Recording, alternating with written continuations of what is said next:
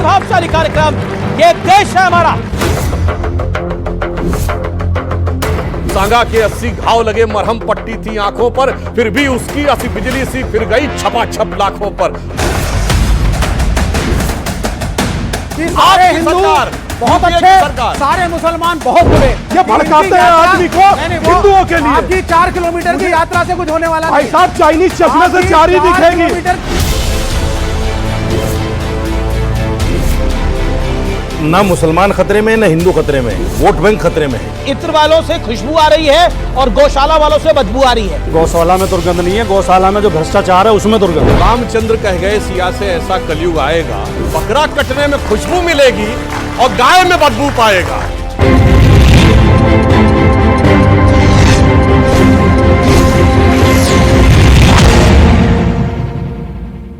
नमस्कार व्यूअर्स, मैं हूं अमीश देवगन और आप देख रहे हैं वीकेंड का सबसे प्रभावशाली कार्यक्रम ये देश है हमारा। आपका अभिनंदन है ये देश है हमारा के आज के एडिशन में। संसद में वक्फ बिल के पेश होने की उल्टी गिनती शुरू हो चुकी है और इसके खिलाफ विपक्ष ने अभी से ही माहौल बनाना देश में शुरू कर दिया है। आरोप तो यहां तक लग रहे हैं कि भारतीय जनता पार्टी मुसलमानों के साथ भेदभाव कर रही है। संभल को प्रयोगशाला बनाया जा रहा है, लेकिन एक तरफ यह खेल चल रहा है और दूसरी तरफ औरंगजेब के नाम पर शुरू हुई सियासी लड़ाई हिंदू राजाओं को गद्दार कहने तक पहुंच गई है। लेकिन बड़ा सवाल यह है, क्या विपक्ष की पूरी सियासत वोट बैंक को साधने के इर्द गिर्द इस समय घूम रही है? आज जनता जनार्दन के बीच देश का नंबर 1 पब्लिक डिबेट शो इसी सवाल पर होगा, सबसे बड़ा सियासी मंथन।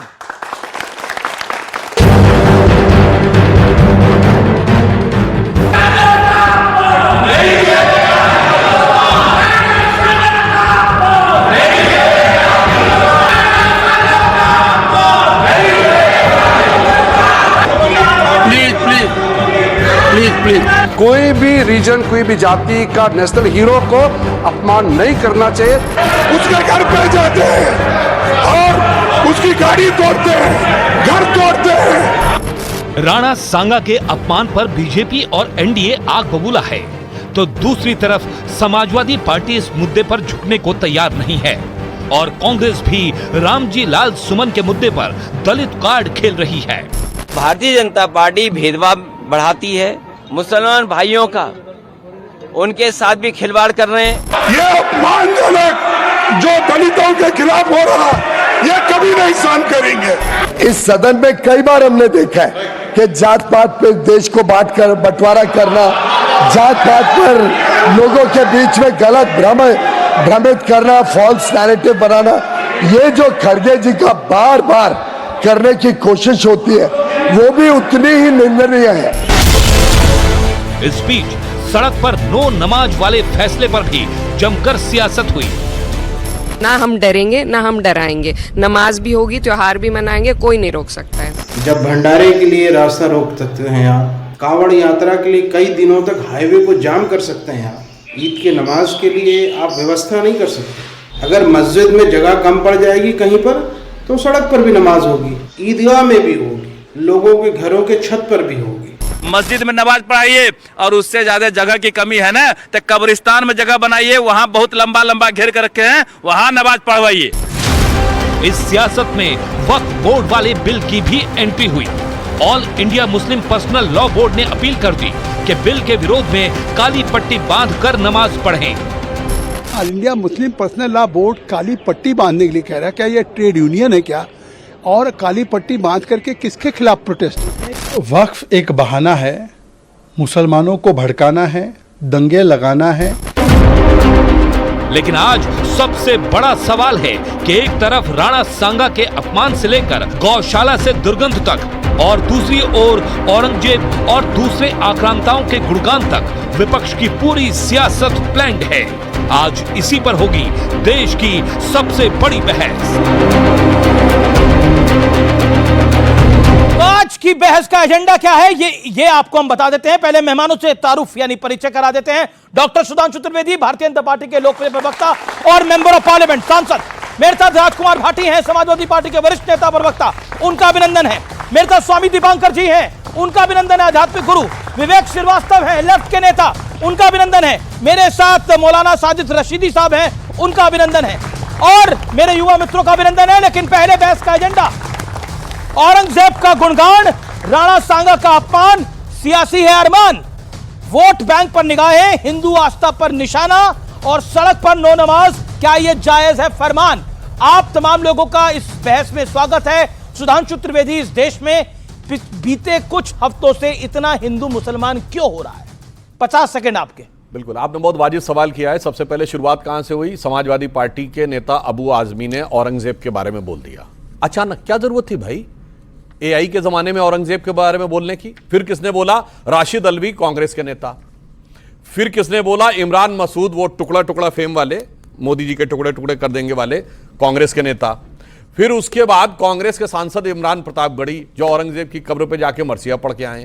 अरे भाई, ये कौन ला रहा है ये मुद्दे? कौन ला रहा है मुद्दे? और उसके बाद रही सही कसर, रामजी लाल सुमन जी ने क्या बोला है। मैं सारे दर्शकों से कहूंगा जाके चेक करिए। वो कह रहे मैं अपना बयान वापस नहीं लूंगा। पूरा बयान क्या है सुनिए। पूरा बयान ये था, मुसलमान बाबर की औलाद हैं, तुम राणा सांगा की औलाद हो। ठीक है, अब मैं पूछना चाहता हूं, मुसलमान क्या बाबर की औलाद हैं? हम तो नहीं मानते। ये समाजवादी पार्टी कह रही है कि मुसलमान बाबर की औलाद है, अगर वो वापस नहीं ले रहे हैं। और मैं पूछना चाहता हूं, उसमें तुम किसके लिए है? ये तुम किसके लिए है? तुम हिंदुओं के लिए है? नहीं, उसमें तो काट छाट करके रखनी है ना। तो वहां पर तो एक रखना है, औरंगजेब से लेके बाबर तक कभी नहीं कहना है कि उसमें से कौन अशरफ था, कौन अजलफ था, कौन अफजल था, कौन शेख था, कौन सैयद था, कोई उसमें कोई बहना नहीं था, कोई अंसारी नहीं था, कोई गद्दी नहीं था, कोई घोसी नहीं था। मगर यहां पे आके लड़ाना है। और किस लिए? मुझे इसलिए इस बात पे दुख है, जो सभापति राज्यसभा कह रहे थे कि देश के जितने भी महान योद्धा हैं उनके साथ सम्मान का व्यवहार होना चाहिए। मैं सिर्फ कहना चाहूंगा, राणा संग्राम सिंह भारत की उस महान परंपरा के प्रतीक हैं जिनके लिए कहा गया है, तरुके पत्ते पत्ते पर अंकित राणा की अमर कहानी है, मिटी नहीं पर्वत पथ से चेतक की चरण निशानी है। सांगा के 80 घाव लगे, मरहम पट्टी थी आंखों पर, फिर भी उसकी 80 मतलब तलवार। सांगा के 80 घाव लगे, मरहम पट्टी थी आंखों पर, फिर भी उसकी 80 बिजली सी फिर गई छपा छप लाखों पर। अब भी करुणा की करुण कथा हम सबको याद जबानी है, राणा तू इसकी रक्षा कर, ये सिंहासन अभिमानी। और अंत में मैं एक बात बोल दूं, अभी खड़गे जी बहुत दलित कार्ड खेल रहे थे। खड़गे जी के प्रांत कर्नाटक में कांग्रेस के एमएलए, दलित एमएलए अखंड श्रीनिवास मूर्ति, उनके भतीजे ने एक पोस्ट कर दिया था, उसको लेकर मुस्लिमों ने उनका पूरा घर तोड़ दिया। बाद में पीएफआई और एसडीपीआई वालों से अपनी पार्टी के दलित एमएलए के साथ नहीं खड़े हुए और आकर यहां राजनीति करने की बात कर रहे हैं। और आखिर में अखंड श्रीनिवास मूर्ति ने कांग्रेस छोड़ दी। अखंड श्रीनिवास मूर्ति ने दुखी होकर कांग्रेस छोड़ दी। सोचिए इन लोगों के चेहरे क्या हैं। ये इन लोगों के लिए हर चीज में लड़ाई लगवाना है, हिंदू मुसलमान हो या जात बिरादरी। ओके, विवेक श्रीवास्तव 50 सेकंड आपके पास है, फिर मैं बाकी मेहमानों के पास आऊंगा। विवेक, देखिए हिंदुओं में तो आप जाति में बांट देते हैं, दलित हो जाता है, महादलित हो जाता है, दलित में भी 2 हो जाते हैं, फिर उसके बाद ब्राह्मण, बनिया और ना जाने क्या क्या, ओबीसी सब करते हैं। मुसलमानों में तो नहीं गिना जाता ऐसा? गिनते हैं क्या? नहीं, देखिए मेरी बात सुनिए। अब ये मैटर्स को कॉम्प्लिकेट कर रहे हैं। अच्छा, पहली चीज तो ये बाबरनामा पढ़ लें। 500 से 600 के वीडियो, या तो 560 या 590 पृष्ठ पे लिखा हुआ है कि राणा सांगा ने अपने एनवॉय को बाबर के पास भेजा था कि मिलकर के हम युद्ध करेंगे लोदी के खिलाफ। और भी मैं कई टेक्स्ट कोट कर सकता हूं, लेकिन राणा सांगा गद्दार नहीं कहे जा सकते, क्योंकि अगर आप एक राजा हो, आप अपने एलाइज बनाते हो। औरंगजेब की सेना के अंदर राजा जसवंत सिंह भी थे, राजा जय सिंह भी थे। शिवाजी की सेना के अंदर मुस्लिम सिपाही और सेनापति थे। तो ये कभी भी इस्लाम वर्सेस हिंदुइज्म की लड़ाई थी ही नहीं, राजाओं की लड़ाई थी। राजा आपस में लड़ते थे। और यहां तक कि जब औरंगजेब दारा शिकोह से लड़ने आया, दारा शिकोह के समर्थन में राजपूत सेना थी, औरंगजेब के समर्थन में मराठा लैंडलॉर्ड्स थे, वॉरलॉर्ड्स थे। यह है सच्चाई। इसको कम्युनल रंग जब ये देते हैं, कम्युनल रंग जब आप देते हैं तो वो गलत है। आप औरंगजेब को गलत कहते हैं, कहिए, लेकिन उसके साथ वो सारे हिंदू राजा जो थे फिर उनको भी गलत कहिए। 30% से ज्यादा जो नोबेल्स हिंदू थे उनको भी गलत कहिए, और 80% से ज्यादा एडमिनिस्ट्रेटिव स्टाफ को भी गलत कहिए। आपने तो प्रश्न पूछा हिंदू थे, जो बात डॉक्टर सुधांशु त्रिवेदी ने बोली वही मेरा प्रश्न था आपसे कि मुसलमानों में आप एक पूरा एक मुश्त गिनते हैं और दूसरी तरफ आप डिवाइड करते तो हैं। सर इस्लाम में है ही नहीं जातिवाद। इस्लाम में कुरान के अंदर जातिवाद का वर्णन नहीं है। हमारे धर्म में 4 वर्ण, गीता में, वेदों, हर जगह पे हमारे यहाँ वर्ण हैं। ये कहेंगे इस्लाम में वर्ण- आप कह रहे हैं अब ये इस्लाम में कहेंगे जातिवाद वर्ण होता नहीं है है। जाति नहीं होती, ये कहेंगे वर्ण होता है जाति नहीं होती, लेकिन क्लियरली भगवत गीता में 4 वर्ण है। अच्छा नहीं, एक सेकंड, इस्लाम में जाति नहीं होती, हाँ, लिखित में क्रिश्चियनिटी में भी जाति नहीं होती, नहीं होती। ठीक है ना? कोई भी पंडित मौलाना बन सकता है, कोई भी चर्च का फादर बन सकता है। हमारे यहाँ ये अधिकार सिर्फ एक जाति को है। एक सेकंड, वो कह रहे हैं कि बंदा मुसलमान बताइए जो मुल्ला मौलवी मुफ्ती मुकर्रम हाजी हाफिज बनाओ, बताइए। मैं बताता हूं, दर्जनों हमारे शेड्यूल कास्ट हैं। हमारी साध्वी निरंजन ज्योति शेड्यूल कास्ट भी हैं, महामंडलेश्वर भी हैं हमारे, कम से कम। और आपको याद हो वो शनि वाले महाराज जी, वो भी शेड्यूल कास्ट थे और धार्मिक गुरु भी थे। एक नहीं दर्जनों हैं, क्या बात करते। और सुनिए, मगर जब आरक्षण लेना होता है तो बंगाल की सरकार ने 91 जातियों को ओबीसी में जोड़ा, उसमें 73 मुस्लिम। अब जाति आ जाती है उसमें 73 मुस्लिम। और जब ओबीसी कमीशन ने यह जवाब पूछा कि इतने सारे मुस्लिम कैसे हो गए, तो जानते हैं उन्होंने क्या जवाब दिया? नहीं, ये वो जातियां हैं जो कन्वर्ट होने से पहले भी वही थी, इसलिए वो वही, यानी कन्वर्ट होने के बाद भी जात वही रहेगी। तब पूछा गया कि इतना बड़ा कन्वर्जन कैसे हो गया, इस पे उन्होंने मौन धारण कर लिया बंगाल वालों ने। क्या बीजेपी ये कहना चाहती है कि जातिवाद देश की समस्या नहीं रही? क्या ये कहना चाहते हैं देश में अनटचेबिलिटी कभी थी ही नहीं? तो राणा सांगों को गाली देने से, उनको गद्दार कहने से जातिवाद खत्म हो रहा है? औरंगजेब की शान में कसीदे पढ़ने से क्या जातिवाद खत्म हो रहा है? गौशाला को बदबूदार कहने से क्या जातिवाद खत्म हो रहा है? बदबूदार नहीं है। आप जब गाय कूड़ा खाती है सड़क पे, उसके लिए कोई नहीं करता। डिबेट है, गाय कूड़ा खाती है, गलत डिबेट है। उसके लिए प्लास्टिक बंद हो रहा है और उसके लिए मुहिम चल रही है। 25 साल से ज्यादा एमसीडी में बीजेपी का शासन था, क्यों है गाय सड़क पे? दिल्ली के एमसीडी ले दिल्ली आया, के अंदर कमाल की बात है। ओके, एक सेकेंड, मैं आता हूं आपके पास राजकुमार भाटी। राजकुमार भाटी, आपका इस चर्चा में स्टेक बहुत हाई है और मैं इसलिए जिम्मेदारी से इस बात को बोल रहा हूं। औरंगजेब पर बयान जो अबू आसिम आजमी साहब ने दिया वो आपके सामने है। Ramji Lal Suman, Rajya Sabha member of parliament, Samajwadi party. Akhilesh ji, आपकी पार्टी के सर्वोच्च नेता। क्या आपको लगता नहीं है कि आप लोगों ने इंस्टिगेट किया, आपने उकसाया? अब कांग्रेस का एक बड़ा नेता मध्य प्रदेश का साधु संतों को, महामंडलेश्वरों को सांड तक कह रहा है, मतलब क्या बचता है बचाने को इसके बाद? अब एक तो सुधांशु त्रिवेदी जी ने रामजी लाल सुमन जी के बयान का जिक्र किया, कहा कि उन्होंने ये कहा कि सारे मुसलमान औरंगजेब की औलाद हैं। नहीं, बाबर की औलाद। उन्होंने कहा मुसलमान बाबर की औलाद, बाबर की औलाद हैं। बिल्कुल उलट कह रहे हैं। भारतीय जनता पार्टी के लोग ऐसा कह के प्रदर्शित करने की कोशिश करते हैं कि सारे मुसलमान मुगल हैं, और हम हमेशा खंडन करते रहे हैं। आपकी डिबेट में भी कई बार किया था कि सारे मुसलमान मुगल नहीं हैं। किस बीजेपी के नेता ने बोला? सुमन ने सदन के अंदर यह बोला कि अगर मुसलमान बाबर की औलाद हैं, अगर कुछ छोड़ गए, आधा सच बोलना झूठ बोलने से भी ज्यादा खतरनाक होता है। वो कह रहे हैं अगर मुसलमान बाबर की औलाद हैं, देख लें आप। फिर आपने कहा कि तुम किसके लिए कहा? उन्होंने कहा फिर तुम किसकी औलाद हो? तुम कहा बीजेपी वालों के लिए, क्योंकि ये बीजेपी वाले ही तो कहते हैं हम महापुरुष, लेकिन आपने उसमें जोड़ दिया हिंदू समाज के लिए कहा। हिंदू शब्द उन्होंने प्रयोग ही नहीं किया। पूरे उनकी स्पीच में कहीं हिंदू शब्द नहीं है। लेकिन अमीश जी, जो आप सवाल उठा रहे हैं, कोई आदमी किसी राजा के बारे में गलत बोल दे, हो सकता है इतिहास कम पढ़ा हो सकता है ज्ञान कम हो, लेकिन हमारा कोई आदमी आपको धार्मिक विद्वेष फैलाता हुआ नहीं मिलेगा, हिंदू मुसलमान के बीच नफरत फैलाता हुआ नहीं मिलेगा। इनके लोग क्या करते हैं, मैं इनके 2 सर्वोच्च नेताओं के बयान आपको बताता हूं जो इस समय सोशल मीडिया पे चल रहे हैं। कोई देखेगा उस पर यूट्यूब वगैरह मिल जाएंगे। मोदी जी कह रहे हैं मेरा घर मुसलमानों के बीच में था, ईद पर हमारे घर मुसलमानों के घरों से खाना आता था, हमारे घर में खाना नहीं बनता था ईद के दिन। मोदी जी कह रहे हैं। योगी जी कह रहे हैं 100 मुसलमानों के बीच में भी अगर 50 हिंदू रहते हो तो वो सुरक्षित नहीं है। अब मुझे सुधांशु भाई ये बता दें, मोदी जी का बयान सही है कि मुसलमानों के घर से उनके घर ईद पे खाना आता था, उनका चूल्हा ही नहीं जलता था, मुसलमानों के बीच में वो सुरक्षित थे, कोई खतरा नहीं था? या योगी जी सही कह रहे हैं कि हिंदू सुरक्षित नहीं है? बहुत अच्छा इन्होंने सवाल किया, बहुत अच्छा सवाल किया, मैं बिल्कुल जवाब देता हूं। जब मोदी जी बच्चे थे तो तब तक मुसलमानों को इतना सर पे नहीं चढ़ाया था। ओहो, और वो तब तक ये नहीं था, आपने हमने कहा। जब मोदी जी मगरमच्छ पकड़ते थे तब मुसलमान डरे हुए देखिए, रहते एक थे। सेंटेंस बोला और ये जब सवाल तो पूरा सुन लेना, पकड़ना आपको क्यों दिखने लगता है, मुझे समझ में नहीं आता है। आप दोनों वरिष्ठ हैं, मैं तो नहीं। और आज के समय, क्योंकि तब ये देश सेकुलर नहीं था, ये 1976 के बाद से जब से देश सेकुलर हो गया है, उसके बाद से योगी जी की बात सही है, वरना मैं ईमानदारी से एक बात कहता हूं, आप एक बात भूल गए, जब देश आजाद भी नहीं था, आजादी 2014 में मिली है, तब हिमालय में बर्फ भी नहीं पड़ती थी, हिंद महासागर में पानी भी नहीं था और हवा तो चलती ही नहीं थी। अच्छा, धूप भी नहीं निकलती थी। मोदी जी सूरज लेके आए, मोदी जी चांद लेके आए, मोदी जी ने हिमालय बनाया, मोदी जी ने समुद्र बनाए। नहीं, अब जो कुछ हुआ 14 के बाद हुआ। Okay okay okay, Sudhanshu Trivedi, कुछ नहीं था उससे पहले। देखिए, नहीं, ये तो देश ही सन 47 में बना था, इससे पहले देश थोड़ी था।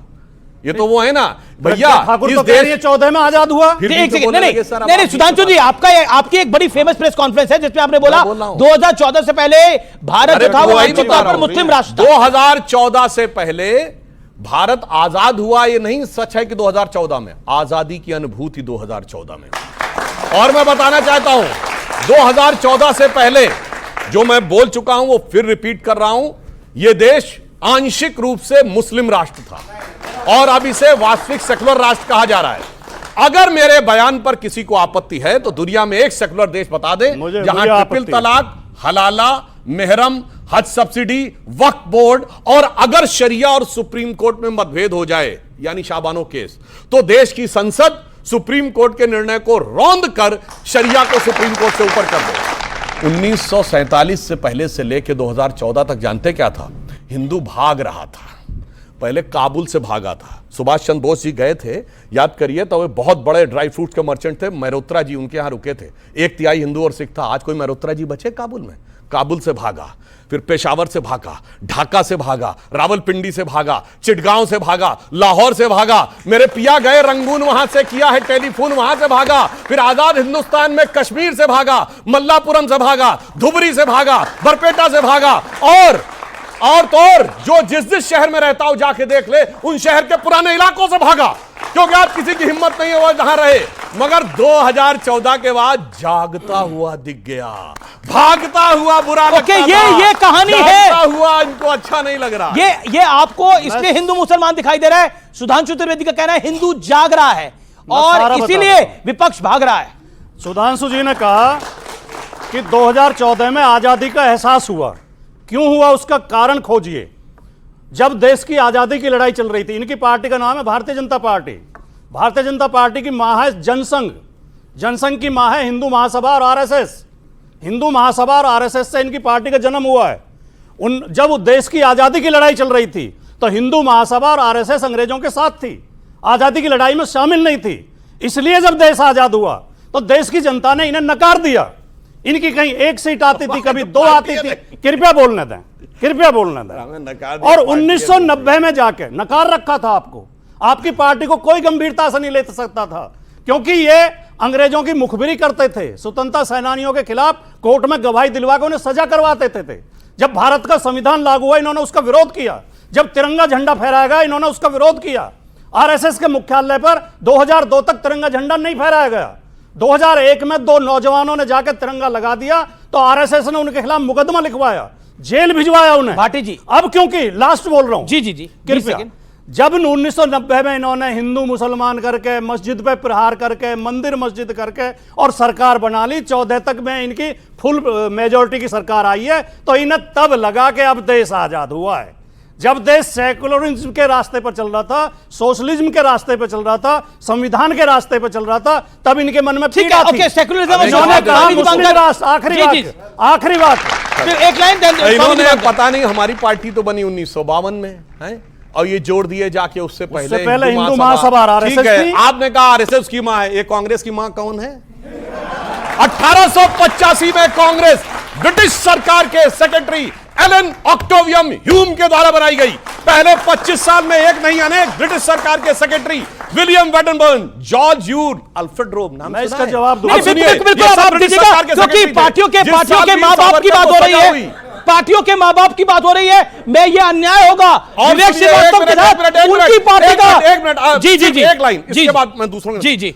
और कौन किसको बाप मानता था मैं बताना चाहता हूं। सन 47 में से पहले अंग्रेजों ने रूल बना रखा था कि भारत का बजट शाम 5 बजे आएगा, क्योंकि लंदन में 11 बजते थे। 1997 तक 5 बजे शाम को प्रस्तुत होता रहा। अटल जी की सरकार में चेंज हुआ। बोलो भाई कौन बाप बना के रखा था। 1968 तक किसने जॉर्ज की मूर्ति इंडिया गेट पर रखी हुई थी, आपको पता है। आजादी मिली 47 में। 48 तक माउंटबेटन क्यों रहा गवर्नर जनरल, बताओ। भारत का पता है 1949 तक आर्मी चीफ अंग्रेज रहा, कौन, जनरल फ्रांसिस रॉय बूचर। आपको पता है कि भारत का एयरफोर्स चीफ 1954 तक रहा, गेराल्ड गिब्स। आपको पता है कि भारत का नेवी चीफ 1958 तक रहा, स्टीफन कार्लाइल। भाई साहब बाप बना। और आपको पता है 1977 तक भारत के सारे एग्जाम सेंट्रल गवर्नमेंट के सिर्फ और सिर्फ इंग्लिश में होते थे। किसने बाप बना के रखा हुआ था, मैं जवाब देना चाहता हूं। देखिए ये चर्चा बड़ी हो रही है। विवेक और स्वामी दीपांकर और रशीदी जी वेट कर रहे हैं। 10 सेकंड लोग जी, 10 सेकंड। सुधांशु का जवाब जरूर दीजिएगा। सुधांशु जी इतने परेशान हो गए मेरे तर्कों से तो कि मेरे बजाय कांग्रेस पे हमला करने लगे। मैं कांग्रेस का प्रवक्ता नहीं हूं। आपका राइट तो है, आपके राइट पे तो है। दूसरी बात, क्या ये सब लोग नहीं जानते कि बीजेपी आरएसएस की एक शाखा है? मैंने कुछ गलत कहा? नहीं, बिल्कुल सही कहा। आरएसएस बीजेपी की मान नहीं है क्या? बिल्कुल सही कहा। तीसरी बात, बिल्कुल सही कहा। अगर एओ ह्यूम भारत के लोगों को प्रशिक्षित और जागरूक कर रहे थे, कृपया वाक्य पूरा होने थे, तो कोई गुनाह कर रहे थे? भारत में पत्रकारिता की शुरुआत भी एक अंग्रेज ने, ऑगस्टस हिक्की ने की। तो क्या हम पत्रकारों को भी हिक्की का बिल्कुल नहीं। एक सेकंड, भारतीय भाषा का बताओ, भारतीय भाषा का अखबार बताइए। आप तो भारतीय भाषा का उदंत मार्तम हिंदी का, तो फिर शुरुआत भारतीय भाषा से शुरुआत बंगाल गजट से हुई। हिक्की का अखबार था, 1870 में हुई। मैं निवेदन करना चाहता हूं, मैं निवेदन करना चाहता हूं। देखिए ना, इस देश का बाप औरंगजेब को कोई माने ना, और क्योंकि बापों की बात हो रही है, किस पॉलिटिकल पार्टी का बाप कौन है। विवेक श्रीवास्तव एक लाइन के अंदर, आपकी पार्टी के पिताजी कौन है, नाम लीजिए, किसने बनाई आपकी पार्टी? हमारी पार्टी के, ओके, हमारी पार्टी के पिताजी, मार्क्स, हमारी पार्टी के पिताजी मजदूर हैं।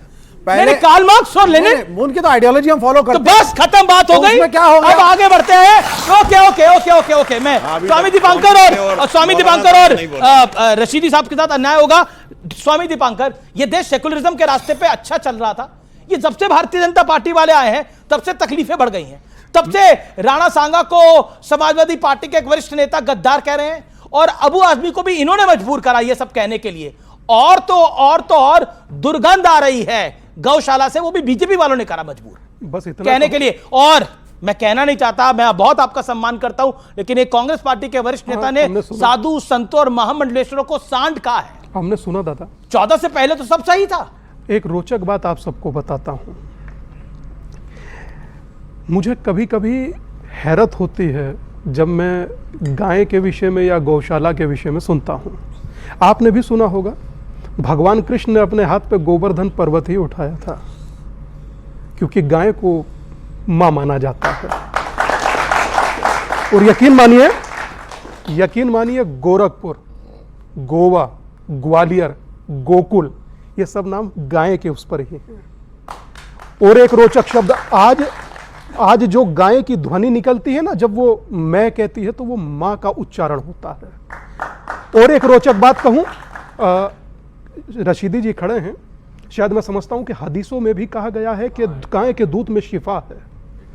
आप सोचिए कि जिस गाय को लेकर के इतनी महत्वता पूरी दुनिया में बड़े बड़े लोगों ने कही, अवतारों ने कही या बड़े महापुरुषों ने कही, एक अगर ग्वाला ये बात कहे कि दुर्गंध आती है तो बड़ा रोचक होगा।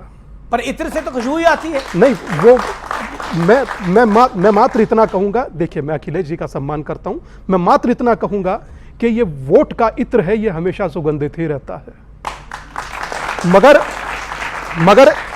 एक अखिलेश जी ने यह भी बोला कि मुसलमानों को तकलीफ दी जा रही है। अखिलेश जी क्या, उनकी पार्टी के कई नेता ये बात कह रहे हैं, ओवैसी भी यही बात कह रहे हैं। मैं दो तीन बात कहूंगा। आपने अभी देखा झारखंड में शिव की बारात पर पथराव, उससे पहले रामनवमी पर पथराव, उसके बाद आज वर्तमान 2 दिन पहले फिर पथराव, और उसके आप मुरादाबाद आ जाइए, महिलाएं कीर्तन कर रही थी, उन्हें कीर्तन करती महिलाओं पर पथराव। आप नागपुर चले जाइए, आईपीएस का हाथ कुल्हाड़ी से काट दिया गया, महिला आईपीएस की वर्दी नोच ली गई, नोचने की कोशिश की गई। उससे आगे आ जाइए, कश्मीर में क्या हुआ, उससे आगे चले जाइए, हिंदुकुश में क्या हुआ, कांधार में क्या हुआ, उसके बाद वर्तमान केरला फाइल झूठ लग रही है तो बांग्लादेश ये मैं ये एक बात नहीं समझ पाता दादा अमीश, ये नेगेटिव है। मैं ये कह रहा हूं यहाँ रहना नहीं चाहिए। अगर मेरे फैक्ट्स में कमी हो तो प्लीज आप लोग चेक कीजिए। आप ये बोलिए ना कि विश्व हिंदू परिषद और बजरंग दल का कैडर नागपुर में गया था और इंस्टिगेट किया। मुझे वीएचपी और बजरंग दल ने करा। मुझे मेरे फैक्ट्स इन्हें गलत लगेंगे, ये चाइनीज दूरबीन और चश्मा लगाकर देखते हैं, इन्हें हमेशा मेरे फैक्ट्स गलत लगेंगे। आप पहले बताइए मेरे फैक्ट्स गलत।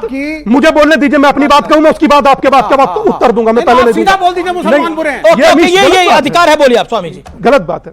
मैं आज अगर हिंदू की बात चलती है तो हिंदू जाट है, गुजर है, यादव है, पंडित है, ब्राह्मण है, दलित है, वाल्मीकि है। कोई ये नहीं कहेगा कि टोंक में तकरीबन हफ्ता डेढ़ हफ्ता पहले वाल्मीकि परिवार की बिटिया के विवाह को क्षत्रिय समाज ने अपने घर में बुला करके बिटिया को वहां से चलाया। नहीं कोई बोलेगा। क्यों? क्योंकि उसे बताएंगे तो एजेंडे पर पलीता लग जाएगा, और पलीता लगवाना नहीं है। तो मैं रोचक बात यह कह रहा हूं कि भाई साहब अभी कह रहे थे कि मुस्लिम में तो जाति नहीं होती। अच्छा, रोचक यह है दिन के उजाले में आप लोगों के सामने गूगल नेटवर्क सब लोगों के पास है, एआई के युग में झूठ बोलते हुए शर्माते नहीं है। 4% मुस्लिम को, गरीब मुस्लिम को कहा कि सरकारी उसमें ठेके में आरक्षण दिया जाए। 1 करोड़ का ठेका अगर जो गरीब है तो ले पाएगा? मतलब जवाब रशीदी जी, ये क्यों, ये राजनीति ऐसी हो गई है, ये राजनीति ने इस तरह से मजबूर कर दिया है। पहले तो ऐसा नहीं होता था कि राणा सांगा के लिए कोई गद्दार शब्द का इस्तेमाल करे और औरंगजेब की तारीफ करे इतने बड़े मन से। क्यों हो रहा है? और साधु संतों को सांड कहा जा रहा है। देखिए, सबसे पहले तो मैं आपको एक चीज़ बताना चाहता हूँ। आज मुझे बड़ी खुशी है, हिंदू मुसलमान में नहीं हो रहा है, हिंदू में हो रहा है। ये मुझे बड़ी खुशी है। हम एक साइड हो गए, बहुत अच्छी बात है। मतलब हम लोग लड़े, इन्हें खुशी है। नहीं, उनको पता है लड़ने वालों को। मैं जो कह रहा हूँ सुन तो लीजिए महाराज। कमाल कर दी महाराज, आप तो गलत ले गए उस बात को। मैं सही लेकर दूसरी गए। दूसरी बात ये कि मुसलमान के लिए औरंगजेब हमारे लिए आइडियल नहीं है। औरंगजेब कौन कर रहा है? हम तो नहीं कर रहे हैं। आपके बगल में नहीं, जो भी कर रहा है जी, मेरे बगल में तो सारे खड़े हैं। नहीं, जो बिल्कुल पास खड़े हैं। नहीं, सभी कर रहे हैं। जो पास खड़े और जिनसे आपको आस है। देखिए,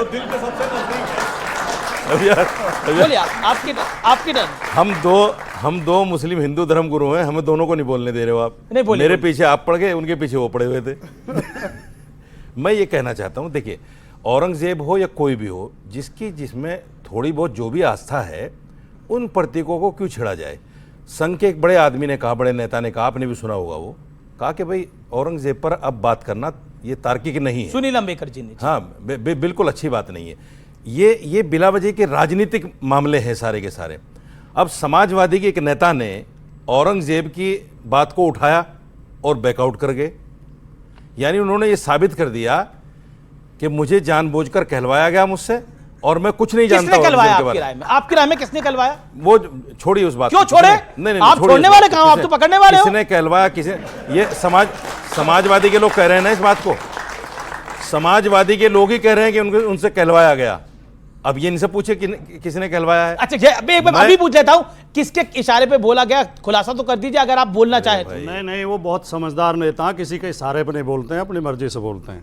कोई किसी के इशारा, हाँ, पार्टी के इशारे पे तो बोलते हैं। मैं भाटी जी से एक बात पूछना चाहता हूँ। पूछिए। मुसलमान की राजनीति कर रहे हैं आप, और एक जमाने से कांग्रेस के प्रवक्ता है नहीं, आप समाजवादी के प्रवक्ता हैं, इसलिए पूछ लेता हूँ। आप मुझे 5 काम ऐसे गिनवा दीजिए जो मुसलमानों के लिए समाजवादी ने किए हों। मतलब आप इस देश के मुसलमान को पहले बाबर में उलझा के रखा, फिर औरंगजेब में उलझा के रखना चाहते हैं। इनको तालीम में उलझाइए, इनको पढ़ाई में उलझाइए, इनको अब्दुल कलाम में उलझाइए। कभी कोई बुरहानवानी में उलझाने का प्रयास करता है कश्मीर से। ये जवाब दे दे, मैं फिर एक बात कहूंगा। जी भाटी साहब 100% आपकी बात से सहमत हूं। औरंगजेब बाबर पर चर्चा करने से मुसलमान को ना हिंदू को कुछ नहीं मिलने वाला। मुसलमान के लिए शिक्षा चाहिए, रोजगार चाहिए, सम्मान चाहिए, बराबरी चाहिए, भाईचारा चाहिए। बड़ी अच्छी बात। तो राणा सांगा को गाली तो नहीं चाहिए ना? समाजवादी पार्टी ने क्या किया, इन्होंने ये पूछा। बीजेपी ने क्या नहीं किया और समाजवादी पार्टी ने क्या किया? आप अपना बताइए। हाँ, मैं बता रहा हूं। आपको खतरा पहले क्यों पैदा हो गया? भारतीय जनता पार्टी उत्तर प्रदेश में 18% मुस्लिम हैं सरकारी आंकड़ों के अनुसार। भारतीय जनता पार्टी 18% आबादी को एक भी टिकट नहीं देती है। समाजवादी पार्टी टिकट देती है। आज भी हमारे 4 सांसद हैं, एक राज्यसभा में, 5 सांसद मुस्लिम हैं। समाजवादी पार्टी उन्हें मंत्री भी बनाती है। नंबर 1 ट्रांसफर पोस्टिंग में भेदभाव नहीं करती है। उनके बच्चों के लिए पढ़ाई की व्यवस्था करती है, वजीफे की व्यवस्था करती है, बेटियों को कन्या विद्याधन देती है। और हम भाईचारा पैदा करने का प्रयास करते हैं। हम धर्म के आधार पर भेदभाव नहीं करते। अच्छा, अब सुनिए। ठीक है, बिल्कुल 30 सेकंड। मैं दो बातें कह रहा हूं। जी 30 सेकंड है। ये मुसलमान को वहां से टिकट देते हैं जहां से कांग्रेस भी टिकट मुसलमान को देती है, बसपा भी वहीं से मुसलमान को देती है, समाजवादी भी वहीं से मुसलमान को दे देती है। आप गलत तथ्य पेश कर रहे हैं। हमने इस बार 4 टिकट दिए, चारों जीत का है। अरे कमाल, चारों जीत का है। अक्सर मुसलमान हारते हैं। अक्सर जहां मुसलमान 4 देंगे जब हम 16 दे देंगे। सुधांशु जी, जिस दिन आप 4 देंगे हम 16 देंगे। अरे ले तो मतलब खुद नहीं मान रहे 18%। अभी देखिए बोल रहे थे 18%। खुद आगे। अरे ठीक है, मैं विषय पर आता हूं। मैं अपनी बात पूरी कर विवेक, सुधांशु द्विवेदी, मैं अपनी बात पूरी कर लूं। जी बिल्कुल 10 second, then Sudhanshu and Vivek. Okay, Shanti. Audience के सवाल ले रहा हूं मैं इसके बाद। ये करते हैं कि जहां मुस्लिम पॉपुलेशन में है, सीट निकलने की बात होती है, वहां ये सब पार्टियां मुसलमानों को खड़ा कर देती हैं। मुसलमान हार जाता है और बीजेपी का आदमी निकल जाता है या दूसरी पार्टी निकल जाती है। तीसरी बात, इनकी सरकार में और कांग्रेस की सरकार में हमेशा मुस्लिम बच्चे ज्यादातर या तो वो जेब काटते थे या रास्ते लूटते थे या उल्टे सीधे काम करते थे। नहीं, मैं अपमान नहीं कर रहा हूं सर। मुसलमान खाली जेब नहीं काटता, मुसलमान भाई कमाल की बात, रडार भी बनाता है। अपमान नहीं है, मुसलमान हवाई जहाज भी बनाता है। ये सच्चाई। अरे मैं, अरे यार, मैं जो बात, आप कहां गलत ले जा रहे हैं उसको? आप कहां गलत बात कर रहे हैं?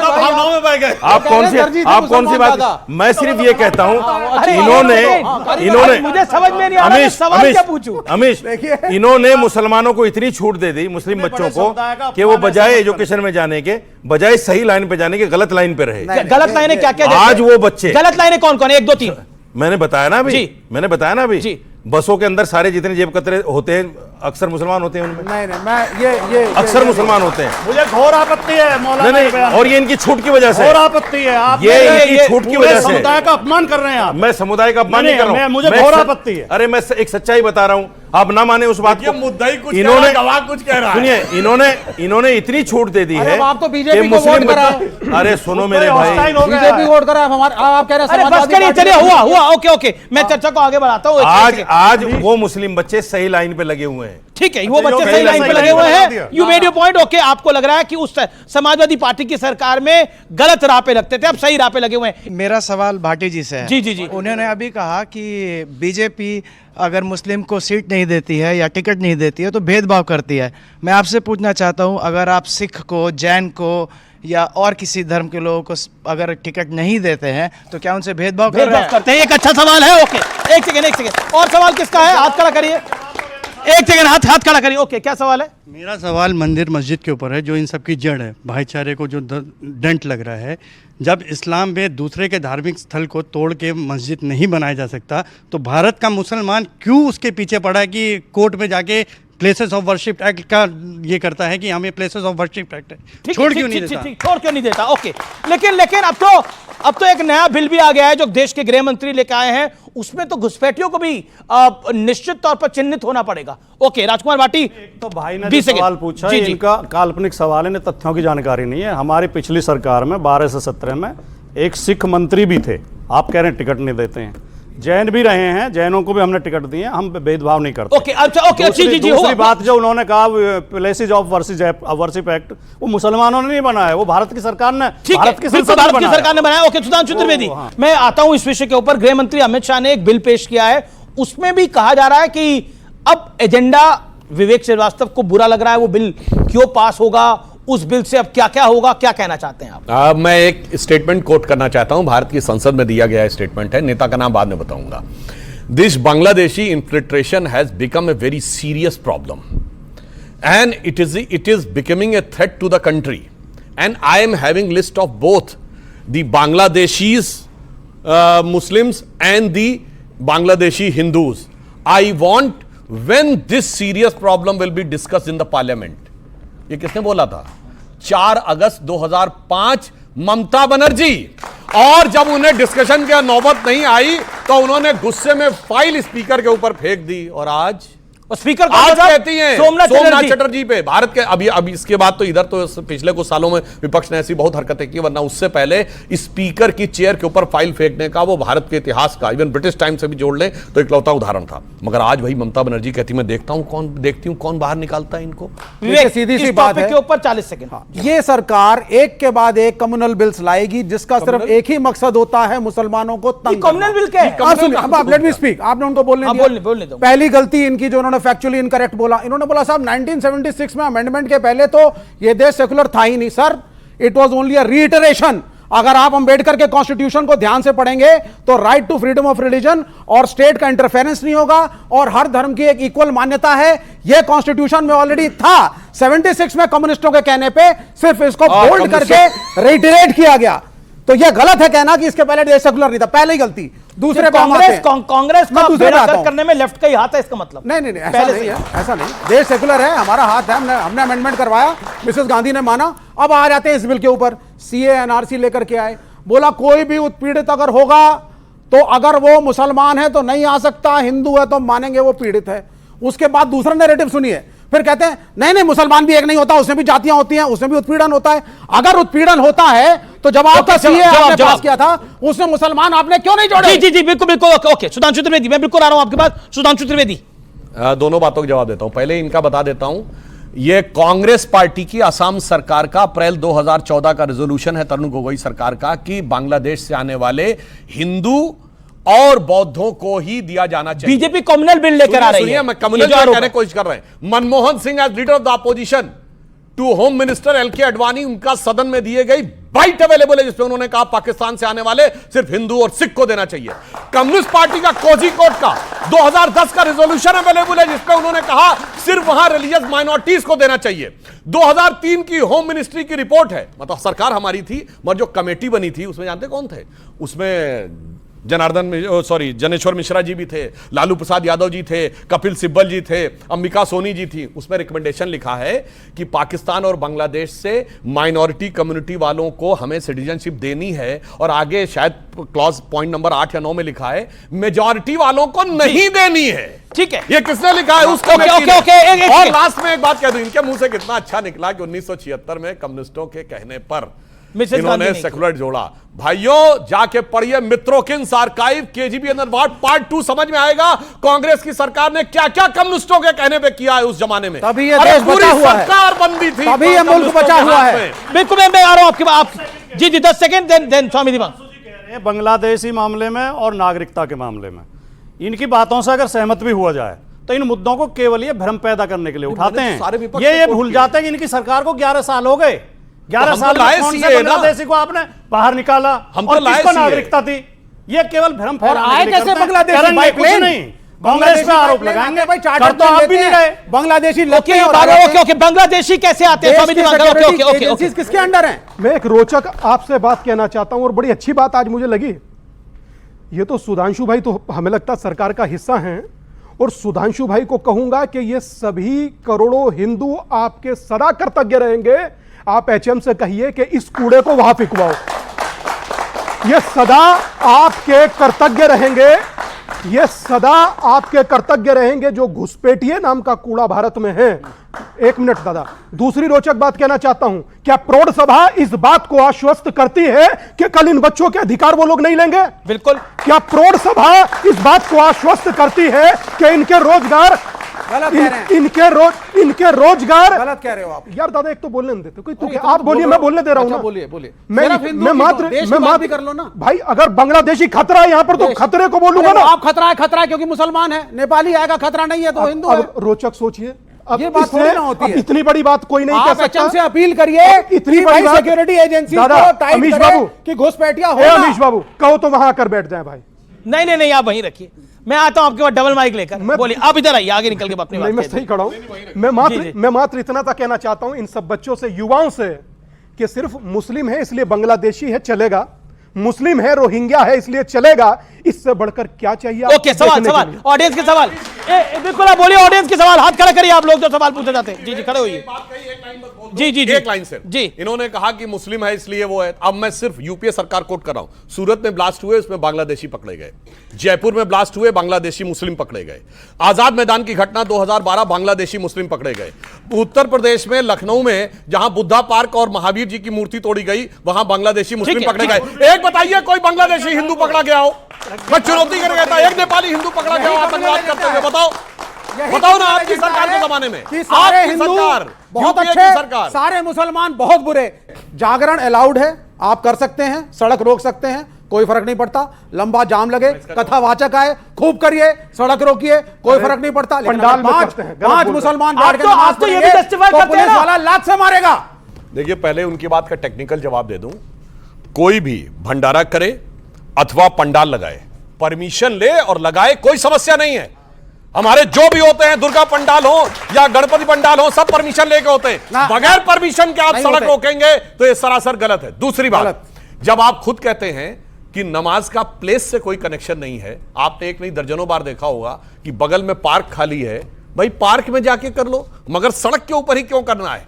यह दर्शाता है कि आपके मन का। और दूसरी बात, पिछले 2-3 ईद गुजरी है उत्तर प्रदेश में, सब शांतिपूर्वक रहा, बगैर सड़क के सब अंदर हो गया ना, तो इसका मतलब हो सकता है, मगर उसके बावजूद इन लोगों को उसे भड़काने के लिए प्रयास करना। और फिर देखिए हिंदू धर्माचार्यों के बारे में कैसी कैसी बात कहते हैं, और खुद फुरफुरा शरीफ के गद्दी नशी पीरजादा अब्बास सिद्दीकी के साथ बंगाल में साष्टांग दंडवत करते हैं वो, जो जाके कहते हैं। और सुनिए, फिर अचानक मार्क्स उड़ जाता है। मार्क्स ने कहा था धर्म अफीम है, सुनिए, तो सिर्फ हिंदू धर्म के लिए धर्म अफीम है, और जब इस्लाम के कदमों में जाते हैं तो वो सवाब है साहब, वो तो इनायत है, वो तो इबादत। इनको जोड़ दीजिए हमारे साथ, हम तो तैयार खड़े हैं। जी जी जी, आ जाइए हमारे साथ। मात्र हिंदू धर्म के लिए अफीम है, बाकी सब धर्म इनके लिए। आपको क्या शब्द चाहिए? मैं वही कह रहा हूं, मैं आपको न्योता दे रहा हूं, आप हमारी मूवमेंट। स्वामी दीपांकर मैं ना हूं, हिंदू धर्म इनके लिए अफीम है, बाकी सब करीम हम ऊपर लगाए घूम रहे हैं। क्या सवाल आपका? सर, आप तो समाजवादी पार्टी से ना, आप तो मतलब उन्हें क्या पता ट्रू हिंदू नहीं है ना सर? ट्रू हिंदू नहीं है। ओके ओके ओके, सवाल क्या है आपका? पहले आप बोलिए क्या सवाल है? तो सर, मेरा सवाल समाजवादी पार्टी के प्रवक्ता से है जी, कि सर जब मुजफ्फरनगर में दंगे हुए थे तो आपकी पार्टी के नेता ने ही पुलिस प्रशासन को रोका था कार्रवाई करने से, और आज योगी जी की सरकार में जब दंगे हुए हैं, संभल की बात करें या कहीं और की बात करें, तो पुलिस प्रशासन निष्पक्ष कार्रवाई करता है। ओके ओके ओके, क्या कहना चाहते हैं आप? ओके, अभी योगी जी का बयान आया है कि यूपी में मुसलमान सबसे ज्यादा सुरक्षित है, तो मेरा यह सवाल सपा को तो है कि क्या यह वाक्य सही है, अथवा मेरा यह सवाल सुधांशु त्रिवेदी सर से भी है, क्या यह सही है? ओके ओके, पहले रशीदी साहब बोले। रशीदी साहब, आप इस बात का जवाब दीजिए, क्या यूपी में मुसलमान सबसे सुरक्षित है? Okay, 40 second. रमेश भाई, मैं स्वामी जी से कहना चाहता हूं, आप मेरे साथ जामा मस्जिद पे चलिए। स्वामी जी, कुरैशी के कबाब के बाहर लाइन लगी मिलेगी आपको, 80% हिंदू, 20% मुसलमान। चलिए जामा मस्जिद पे, और रात के 2 बजे तक ना मुसलमान खतरे में है ना हिंदू खतरे में है, वोट बैंक खतरे में है। किसका? ये सब वोट बैंक की राजनीति हो रही है। आप, मैं एक चीज और बताना चाहता हूं, देखिए आप सर एक मिनट, आपने सारी सभा आपने लूट ली। अब सुनिए, राणा सांगा के बारे में अगर किसी ने गद्दार कह दिया वो बुरा है, नहीं कहना चाहिए। नमाज पर क्यों बहस हो रही है? ये कोई नमाज आज हो रही है? आजादी से लेकर अब तक नहीं, नमाज तो होती रही। आइए आप पहाड़गंज में चले जाइए, सुधांशु जी, पहाड़गंज में हिंदू है टोटल, लेकिन ईद की नमाज के लिए वो हिंदू सड़क धोते हैं कि सड़क पर नमाज हो जाए, नमाजी को परेशानी ना हो। हिंदू करता है इस काम को। आप उस सद्भावना को, उस एकता को तोड़ने पर क्यों लगी ये सारी सियासी पार्टियां? लास्ट राउंड सुधांशु त्रिवेदी, राजकुमार भाटी एक एक करके जवाब दे रहा है। एक सवाल आपसे, एक सवाल राजकुमार भाटी से। राजकुमार भाटी, गौशाला को दुर्गंध कहना गलती है समाजवादी पार्टी की, 5 सेकंड में जवाब। हम गौपालक हैं, हम गाय की सेवा करते हैं, गौशाला में दुर्गंध नहीं है, गौशाला में जो भ्रष्टाचार है उसमें दुर्गंध। ओके, सुधांशु त्रिवेदी, इत्र से, हाँ आप ही की बात आ रहा हूं, इत्र में इत्र वालों से खुशबू आ रही है और गौशाला वालों से बदबू आ रही है, क्यों? 5 सेकंड। रामचंद्र कह गए सिया से ऐसा कलयुग आएगा, गोपालक श्री यदुवर कुल में एक ऐसा कुल घालक आएगा जिसे बकरा कटने में खुशबू मिलेगी और गाय में बदबू पाएगा। जी जी, अगला सवाल मेरा, अगर गौशाला से दुर्गंध आ रही है तो कभी मीट की दुकान से दुर्गंध आई है आपको या आपकी पार्टी को? 5 सेकंड में जवाब। कभी बोला आप लोगों ने? मैं शुद्ध शाकाहारी हूं, मैंने जीवन में कभी मांस मैं आपकी पार्टी की बात कर रहा हूं। मेरी बात सुन लीजिए, सवाल मुझसे पूछा जी। मैंने कभी जीवन में मांस नहीं खाया, लेकिन कोई मांस खाया तो मुझे उससे नफरत भी नहीं है। ठीक है। रही बात ये, गौशाला में मैंने पहले भी कहा, फिर दोहरा रहा हूं, 5 सेकंड। गौशाला में दुर्गंध नहीं है, उसके भ्रष्टाचार में दुर्गंध। ओके, ये बार एक लाइन को बोलना कि आखिरकार भारतीय जनता पार्टी नफरत का एजेंडा फैला रही है, इस बात में कितना दम है? उन नफरत का एजेंडा जो है आज के इस इंफॉर्मेशन बूम के दौर में चिन्ह होता नजर आ रहा है, इसलिए समस्या है। ओके, इसीलिए एक लाइन में कह दूं, सच जरा सा घटे या बढ़े तो सच सच ना रहे, मगर झूठ की तो कोई इंतहा नहीं, लाख चेहरे बदल के आ जाते हैं ये, पर आईना कमबख्त झूठ बोलता है। ओके, राजकुमार भाटी, सड़क पर नो नमाज क्या जायज है ये फरमान? सड़क पर नो नमाज क्या जायज है ये फरमान? नहीं, सड़क पर कोई भी धार्मिक गतिविधि नहीं होनी चाहिए, लेकिन अगर मस्जिद के आगे, मस्जिद में ज्यादा नमाजी आ जाते हैं और 10-20 लोग बाहर तक आ जाते हैं तो कोई इतना बड़ा गुनाह नहीं है। ओके, बड़ा महत्वपूर्ण सवाल है सुधांशु त्रिवेदी, सोच समझ के जवाब दीजिएगा। मोदी के हिंदुस्तान में, मोदी के देश में क्या इस देश का मुसलमान सुरक्षित है? यदि ये नहीं होता तो ये मांग नहीं करते कि सीए में पाकिस्तान और बांग्लादेश के मुसलमानों को क्यों नहीं मान्यता दे रहे हो। इसका मतलब ये खुद कह रहे हैं कि परचमे हिलाल के झंडे तले दामने रहमत की सरजमीन में मुसलमान महफूज नहीं है, मोदी के हिंदुस्तान में महफूज है। मोदी के हिंदुस्तान में मुसलमान सुरक्षित है? राजकुमार भाटी, पहली बात तो हिंदुस्तान मोदी का नहीं है, सवाल हिंदुस्तान 142 करोड़ सरकार है, इसलिए पूछ रहा हूं। मोदी की सरकार में मुसलमान सुरक्षित है? हमें इस हिंदुस्तान पर गर्व है, यहाँ हर कोई सुरक्षित है जी। ये देश सेकुलर है, ये कितनी भी कोशिश करें इस देश का भाईचारा टूटेगा। ठीक है, अच्छा, ओके। औरंगजेब से जो कहानी शुरू हुई वो राणा सांगा तक गई, एजेंडा क्या लगता है? एक लाइन में एजेंडा क्या लगता है सुधांशु त्रिवेदी? एजेंडा केवल यह है कि 20% अपना है, 80 में टुकड़े करना है। ओके, आपसे आखिरी सवाल है और संभल के जवाब दीजिएगा इसका। क्या आपको लगता है औरंगजेब से राणा सांगा तक आपसे गलती हो गई और कहना चाहिए राणा जी माफ करना, गलती मारे से हो गई? ऐसा इस दुनिया में कोई इंसान नहीं है जिससे कभी गलती ना होती हो। तो मान रहे गलती हुई है? नहीं, आपके औरंगजेब और उसमें गलती हुई है। देखिए, मैं आपके सवाल का ईमानदार और गंभीर जवाब बिल्कुल दीजिए। चाहे गलतियां हुई हों किसी से भी, लेकिन जब ये औरंगजेब उठाएंगे तो जसवंत सिंह और जयसिंह भी उठेंगे साथ में। बिल्कुल, हर दौर में, हर दौर में बाबर को उठाएंगे तो राणा सांगा का नाम भी आएगा। हर दौर में जयसिंह और जयचंद रहे हैं। आपने जो बोला उसी पे मुझे अचानक ध्यान आ गया, एक लाइन बोल दूं। जो आपने कहा ना मुझको राणा जी माफ करना, इनको ये कह देना चाहिए, एक लाइन आगे ऐड कर देता हूं। मेरी सारी बुद्धि मार्क्स, मैकाले और मौलाना के कदमों में जाके सो गई, मुझको राणा जी माफ करना। शुक्रिया। आप तमाम लोगों का बहुत बहुत शुक्रिया, आप तमाम मेहमानों का बहुत बहुत शुक्रिया। जोरदार तालियों के साथ अभिनंदन हमारे तमाम मेहमानों का। आज के कार्यक्रम में, आज के इस सुपर डुपर एडिशन में इतना ही। आपको मेरा नमस्कार, धन्यवाद।